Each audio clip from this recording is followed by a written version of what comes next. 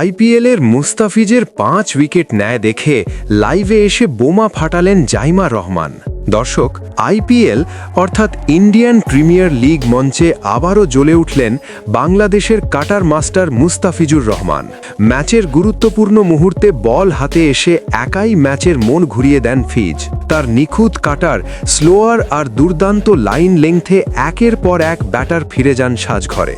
পুরো ইনিংস জুড়ে আধিপত্য দেখিয়ে তুলে নেন 5টি গুরুত্বপূর্ণ উইকেট, যা কার্যত ম্যাচ থেকে ছিটকে দেয় প্রতিপক্ষকে।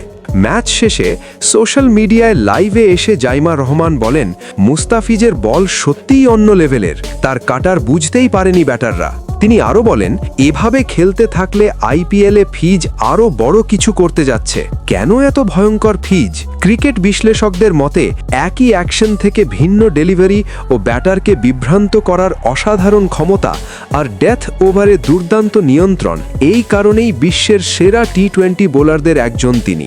আবারও প্রমাণ হলো, ফিজ যখন ছন্দে থাকেন তখন যে কোনো বড় ব্যাটিং লাইন আপ মুহূর্তেই ধসে যেতে পারে।